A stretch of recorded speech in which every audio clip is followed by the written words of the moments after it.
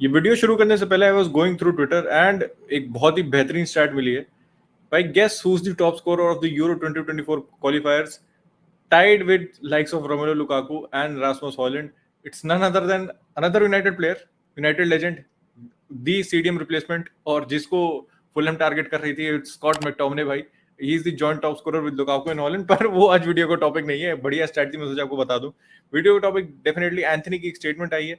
Statement का interview आया है जिसमें ही वाज आल्सो क्राइंग, तो उसके बारे में ब्रेक डाउन करने की कोशिश करेंगे क्योंकि एंथनी पे लगातार एलिगेशन पे एलिगेशन लगे जा रहे हैं। तो will discuss the whole scenario and the Anthony statement जो आई है। उसके अलावा लमीन यमाल भाई, another record for Barcelona, the youngest player in Spain's history to score for the national team. और ये फेब्रिजियो ने डाली थी ये ट्वीट कि he is the youngest player ever to score in international football at the age of 16 years and 57 days. भाई आप 16 साल की उम्र में क्या कर रहे थे मुट्ठी मारने के सिवाय? कमेंट सेक्शन में मुझे बताइएगा।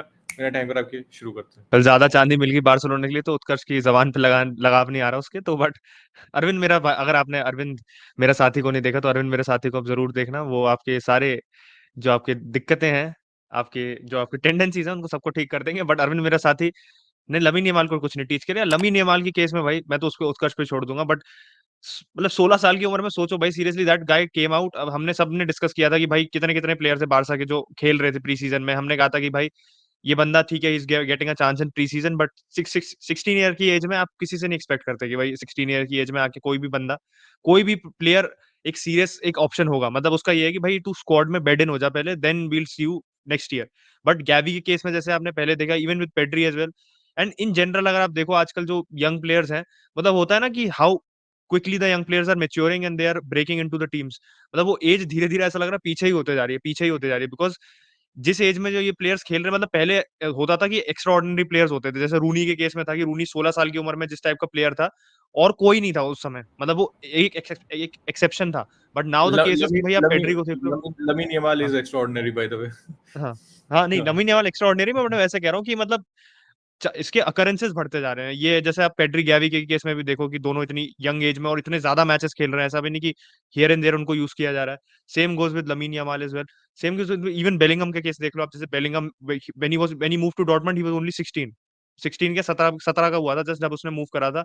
एंड नाउ एट मड्रिड, मतलब अब 20 का हुआ है जाके वो, अब मड्रिड में है। And the way he is playing it does not look like he is 20 भाई। तो ये आजकल क्या खा रहे हैं भाई हमारे प्लेयर्स हैं, ये जो सारे यंग प्लेयर्स हैं, क्या खा के इनको बड़ा किया जा रहा है। Because these guys are maturing like anything. और लमीन यमाल भाई जो आपके अपनी 10th 11th क्लास का लौंडा लगता है, बिल्कुल ऐसा लग रहा है कि उसको खेल मतलब वो नहीं होते लौंडे खेल रहे होते जो फुटबॉल स्कूल के फुटबॉल पिच पे, बिल्कुल वैसी वाइब आती है उससे। He looks that he so young. But वो खेल रहा भाई स्पेन की नेशनल टीम में और भाई ने गोल भी मार दिया आज। तो स्पेन ने ऐसे पटक के धो दिया जॉर्जिया को। मोराटा ने भी आज हैट्रिक मारी थी, तो उसके बारे में बात करना जरूरी है, मेंशन करना जरूरी है। बट एक ये रिकॉर्ड है which is very elusive and shows the quality of the लामासिया academy. काफी लोग ने पढ़ा होगा, जिसने नहीं पढ़ा मैं उसके लिए डाल रहा हूँ। 2020 Ansu Fati becomes the youngest scorer at 17 years 311 days. 7 दिन का अंतर था। मैच मैंने सही लगाई, जी हाँ बिल्कुल सही लगाई है। फाटी ने का रिकॉर्ड नहीं, फाटी का रिकॉर्ड गैवी ने तोड़ा था। He scored his first Spain goal eight 17 years and 304 days, became the youngest scorer for Spain, and probably I think this record is not going to be broken for a very very long time, क्योंकि 2023 में lamin Yamal ने 16 उम्र और 57 16 साल 16 उम्र नहीं 16 साल और 57 दिन की भाई एज में he scored a goal for Spain. Probably I think for a very long time I don't see this record getting broken for Spain or in international football भाई। 16 साल की उम्र में ये करना is absolutely unreal, but obviously Yamal is a great talent, scored a goal for Spain before he scored a goal for Barcelona। लेकिन Barcelona गोल भी बहुत जल्दी आ रहा है, काफी सारे पोल लग चुके हैं भाई के, but that goal is coming soon. और अगर आप स्पेन का अंडर 23 स्क्वाड देख लो तो उसमें भी इतने यंग लौंडे नहीं होंगे जितनी जितना यंग यमाल है। या फिर फॉर दैट रीजन आप गैवी को ही देख लो भाई, these boys are still a teenager भाई। मतलब यमाल तो है ही है, लेकिन गैवी अब लगता है कि 100 अपीयरेंस हो गए टाइम से 2 सीजन से हम देख रहे हैं। पर अगर आप देखो, अगर कॉन्टेक्स्ट देखो तो दीज प्लेयर्स आर स्टिल, मतलब यमाल का तो शुरू हुआ, गैवी इज स्टिल, मतलब होता है ना initial point of his career, that is at the very initial point, but he has clogged 100 appearances. पर अभी नजर घुमाएंगे यूनाइटेड की तरफ, क्योंकि एक खबर एंथनी की आई है, उसके अलावा एक खबर और आई है जो कि काफी क्रेडिबल सोर्सेस से फेब्रिजियो ने भी डाली थी, कि प्रिजन ब्रेक का अगला सीजन यूनाइटेड में शूट होने वाला है। तो अजिन, what's your take on this whole scenario, और जो एंथनी का इंटरव्यू है उस पर क्या ख्याल है? एंटनी का जो भाई इंटरव्यू आया, मैं उसमें कहूंगा कि वो लगता है ना कि आपने ये जैसे सैंचो ने स्टेटमेंट निकाल लिया, सैंचो ने स्टेटमेंट निकालने से पहले किसी से पूछा नहीं। सैंचो का statement obviously with totally different context United के केस में मैटर करता है। बट वो है ना कि आपने इम्पल्सिव डिसीजन ले लिया। अब लोग कहेंगे भाई कि इंटरव्यू कोई किसी के दिमाग में ये इंटरव्यू सही ऑप्शन सही डिसीजन होगा, किसी के दिमाग में ये इंटरव्यू गलत डिसीजन होगा। For me I would say it is a very premature decision जो एंटनी ने ले लिया। क्यों? बिकॉज ये पता है इस समय आप आप कह सकते हो इतनी सेंसिटिव सिचुएशन में हो। आप इस समय आपके पास इतनी आई बॉल्स हैं बिकॉज एक नहीं, दो नहीं, 3 आपके ऊपर एलिगेशंस आ रखी है। फर्स्ट जो एलिगेशन मेन एलिगेशन थी, उस पे इन्वेस्टिगेशन ब्राजील में भी चल रहा है, उस पे इन्वेस्टिगेशन मैनचेस्टर में भी चल रहा है। दूसरी एलिगेशन जो आई है और तीसरी एलिगेशन आई है, वो कंपैरेटिवली इतनी क्रेडिबल नहीं है बिकॉज़ दोनों एलिगेशंस में से पुलिस इन्वेस्टिगेशन का पार्ट नहीं है वो।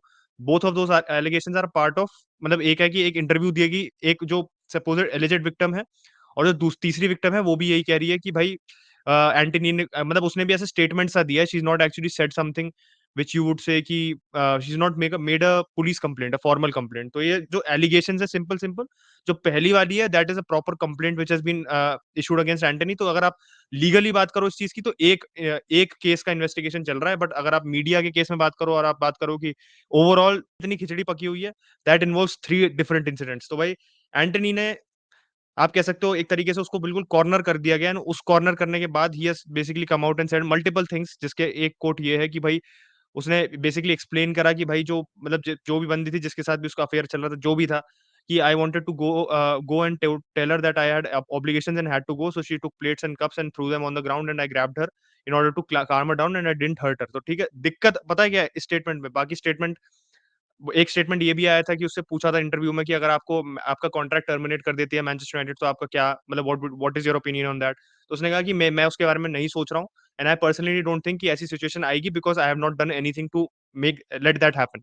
तो अपने आप को वो डिफेंड ऑब्वियसली करेगा। बट पता है दिक्कत क्या आ जाती है, जो एंटनी का पहला भी स्टेटमेंट आया था उसमें आप because this is publicly being played out so much आप आके आपने कुछ कह दिया ऐसा कि मैंने ये किया था मैंने वो नहीं किया था। तो बेसिकली आप एक तरीके से वो कह रहे हो ना कि there was something which happened, तो you are letting leaving space for investigation. तो अगर कुछ एक्चुअली में हुआ नहीं एंड अगर एंटनी का आप कह सकते हो कि उस पर गलत एलिगेशन भी लगी है, अगर आप एंटनी के पॉइंट ऑफ व्यू से भी सोचो अगर उस पर गलत एलिगेशन लगी भी है तो आप इतना आके कह रहे हो कि भाई मैंने उसका हाथ पकड़ा था मैंने ये पकड़ा था, फिर दैट्स मतलब वो एक होता है ना वो पेंडोरस बॉक्स वाली बात होती है। अभी इसने एक अलग आपके लिए छानबीन करने का एक आपके वो छोड़ दिया, एक एवेन्यू खोल दिया आपके लिए कि भाई क्या करा था, अब वो उससे फिर कंफर्म करेंगे। तो ये हीट ऑफ द मोमेंट में आके इतने इमोशनल होकर स्टेटमेंट देना ना it's not very well advised. Manchester United के लिए क्यों ये एक सरदर्द बनेगा? बिकॉज नाउ यूनाइटेड यूनाइटेड अपना इंटरनल इन्वेस्टिगेशन या इंटरनली इस चीज को पूरा वो कर रही होगी, देख रही होगी, परख रही होगी इसको कि क्या करें इसमें क्या करें हम। और इसमें बीच में आके आप पब्लिकली अगर आप कुछ बोल रहे हो ना तो उस प्रोसेस को कहीं ना कहीं आप बिगाड़ रहे हो, मैं ये कहूंगा। तो ये सब चीजें ना क्लब के साथ कंसल्टेशन में होती है। और अब जो ग्रीनवुड का भी जो जैसे मैं एग्जांपल दूं, ग्रीनवुड का भी जो स्टेटमेंट आया था, जो फाइनल स्टेटमेंट आया था यूनाइटेड की तरफ से कि greenwood would be continuing his career in another club, तो वो यूनाइटेड और ग्रीनवुड ने साथ में निकाला था, दोनों ने कंसल्टेशन में निकाला था, जिससे कुछ वो ना हो, कुछ डिफरेंसेस ना हो, कुछ आप कह सकते हो कि सेम सेम पेज पे रहो दोनों। तो इसी केस में ना अगर यूनाइटेड अपना जैसे स्टेटमेंट निकालती है और अब एंटनी कुछ और बोलेगा, तो दिक्कत हो जाएगी कि भाई ब्राइटन वाला मैच है उसका प्रेस कॉन्फ्रेंस होगा, उसमें मैच की कोई बात नहीं करेगा। एक आधा मीडिया जर्नलिस्ट ये पूछेंगे कि सैंचो का क्या हुआ भाई? क्या रिज़ॉल्व हुआ? आधा पूछेंगे कि क्या एंटनी को आप इंक्लूड करोगे स्क्वाड में या नहीं? तो this is something which I don't want obviously to happen. Already इतनी नेगेटिविटी है and we have tough matches coming up. Brighton के साथ मैच है, उसके तुरंत बाद हमारा एलियंस अरीना में बायर्न के साथ मैच है। तो ये सब negativity can easily impact your on the pitch performances. और अगर on the pitch performances impact हो गई considering everything which is happening and take over की तो बात मैंने करी भी नहीं है। तो वो होता है ना कि this can go from bad to worse very quickly. And इसमें फिर बीच में पिस कौन जाएगा? प्लेयर्स तो देखो पिसेंगे ही, बट टेनहैग और बीच में पिस जाएगा। ना मैं इसे नहीं कह रहा हूँ कि टेनहैग की कोई गलती नहीं है किसी चीज में, बट यार एंटनी के केस में टेनहैग की क्या गलती? कोई गलती नहीं है उसकी। ग्लेजर्स के केस में क्या गलती है? टेनहैग की कोई गलती नहीं है। सैंचो भाई के केस में भी नाउ नहीं, इफ यू मैं हाँ तो कहूंगा टेन की गलती है इसमें, प्लेयर्स को साइन करने से पहले बैकग्राउंड चेक करना चाहिए भाई आपको। टेनहैग को करना चाहिए था भाई, टेनहैग को सब करना चाहिए। अगली बार से टेनहैग को मतलब मेरे को लगता है कि टेनहैग को जाके सीधे ग्राउंड में बैठ जाना चाहिए, फिर साइन करना भाई आना चाहिए, सारा मैं चेक बताता वेक हूँ भी देना चाहिए टेनहैग को। टेन को एक प्राइवेट इन्वेस्टिगेटर हायर करना चाहिए प्लेयर साइन करने से पहले, और जानना चाहिए कि what is going behind the scenes like a good manager सही डज। बात है, सही बात है, सही बात है। सैंचो के में भी अब I think now more United fans are siding with ten Hag than they were before. तो और सैंचो ने ऑब्वियसली अपना स्टांस नहीं चेंज किया है। तो मुझे वही लग रहा है यार कि टेन हैग के लिए वो होता है ना कि आपको वो एक आप you will be caught in the cross fire वाली बात होती है, आप फंस जाओगे पूरी चीज में, and I don't want that to happen with ten Hag, and पूरा मूड स्पॉइल हो जाएगा क्लब का। And obviously if you win, अगर हम मैचेस जीत जाते हैं तो उसका बहुत अलग फर्क हो सकता है, may be it transforms into positivity. But यार ये सब चीजें ना आप इग्नोर नहीं कर सकते। एंड बस वही लग रहा है कि मुझे लग रहा है सब ना बहुत जल्दबाजी कर रहे हैं हर चीज में, मुझे लग रहा है, चाहे आप क्लब के पॉइंट ऑफ व्यू से देख लो, ग्रीनवुड का case was very badly handled, same goes with Antony. Sancho के केस में भी अभी तक क्लब ने कुछ आके नहीं कहा, टेन हैग ने कुछ आके नहीं कहा, सैंचो ने कुछ अपनी तरफ से आप कह सकते हो इंप्रूव करने की कोशिश नहीं की है। I am little worried, seriously मैं अगर बताऊं, मैं थोड़ा सा वरीड हूँ। बस एक चीज अच्छी थी आज कि ब्रूनो का भाई बर्थडे था, ब्रूनो भाई का 29वां बर्थडे था भाई का, एंड ब्रूनो भाई ने गोल भी मार दिया पोर्टुगल के लिए, जिससे पोर्टुगल अपनी 5 आउट ऑफ 5 विंस कर चुकी है under Roberto Martinez. Perfect start to the Euro qualifiers भाई, और एक भी गोल कंसीड नहीं किया है पोर्टुगल ने। बट मुझे इतना इतना मतलब होता 1-0 जीती Portugal, and it was not such an easy match for Portugal. Bruno का जो गोल था भाई, it was a pure moment of quality. But उसके अलावा पोर्टुगल डिड नॉट क्रिएट, मतलब they did create chances but not that much, and Slovakia actually काफी test कर रही थी पोर्टुगल को। तो अगर आप पोर्टुगल के पर्सपेक्टिव से देखो, yes it's a very good start for them, एक भी मैच नहीं हारे अभी तक वो। बट ये बात है कि they are not gelling as well as you want them to. And एक इसमें दिक्कत ऑब्वियसली ये भी है कि कुछ कुछ जो प्लेयर पोर्टुगल के, जैसे Ronaldo is obviously playing in Saudi, but he is going to play for Portugal, but Otavio भी सऊदी चला गया, वो भी खेल रहा है। तो वही दिख रहा है मुझे कि मतलब प्लेयर्स में ना एक क्वालिटी में और in the system they are playing, उनको टीम नेशनल टीम में सेटअप में जेल इन करने में थोड़ी बहुत दिक्कत तो आएगी। But I think because there are going to be so many qualifiers, इतना ज्यादा आप कह सकते हो मैचेस होंगे, इवेंचुअली ये बैरियर ओवरकम कर दोगे। तो भाई ये वीडियो यहीं रैप अप करते हैं। What's your opinion on the whole Antony saga भाई, यूनाइटेड फैंस एंड जो यूनाइटेड फैंस नहीं जो वीडियो देख रहे हैं, आपका ओपिनियन है बारसा फैंस? यमाल है भाई, क्या लगता है यमाल भाई करेंगे कमाल? बहुत ही खराब राइमिंग थी, चलो ठीक है, ओके भाई।